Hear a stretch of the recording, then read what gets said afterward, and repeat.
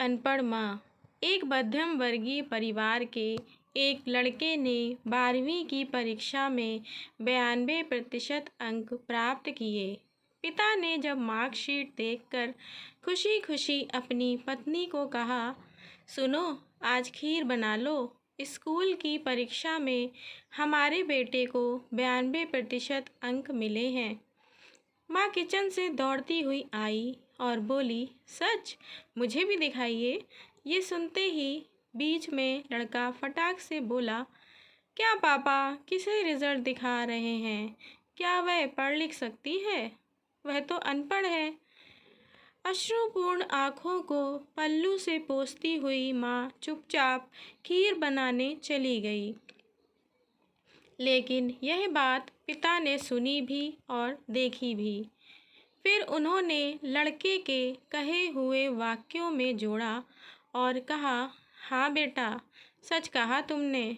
जानता है, जब तू गर्भ में था तो उसे दूध बिल्कुल पसंद नहीं था। तेरी माँ ने तुझे स्वस्थ बनाने के लिए हर दिन 9 महीने तक दूध पिया, क्योंकि तेरी माँ तो अनपढ़ है ना, इसीलिए।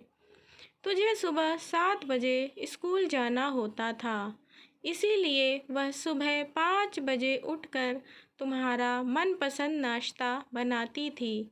जानता है क्यों? क्योंकि वो अनपढ़ है ना, इसलिए। जब तुम रात को पढ़ते पढ़ते सो जाते थे तो वह आकर तुम्हारी कॉपी किताब बस्ते में भरकर फिर तुम्हारे शरीर पर ओढ़नी से ढक देती थी और उसके बाद ही सोती थी। जानते हो क्यों? क्योंकि अनपढ़ है ना, इसलिए। बचपन में तुम ज़्यादातर समय बीमार रहते थे, तब वो रात रात भर जाग कर सुबह जल्दी उठती थी और काम पर लग जाती थी। जानते हो क्यों? क्योंकि वो अनपढ़ है ना, इसलिए। तुम्हें ब्रांडेड कपड़े पहनाने के लिए मेरे पीछे पड़ती थी और खुद सालों तक एक ही साड़ी में रही, क्योंकि वो सचमुच अनपढ़ है ना।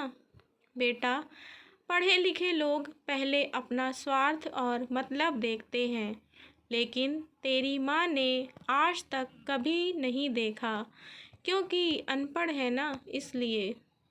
वो खाना बनाकर और हमें परोसकर कभी कभी खुद खाना भूल जाती थी। इसीलिए मैं गर्व से कहता हूँ कि तुम्हारी माँ अनपढ़ है।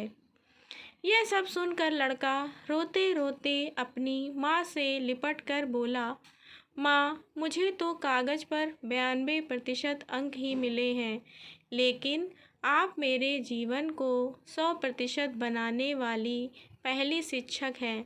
माँ, मुझे आज 92% अंक मिले हैं, फिर भी मैं अशिक्षित हूँ और आपके पास प्रेम और त्याग की उच्च डिग्री है, क्योंकि आज मैंने अपनी माँ के अंदर छुपे डॉक्टर, शिक्षक, ड्रेस डिज़ाइनर, बेस्ट कुक, इन सभी के दर्शन कर लिए।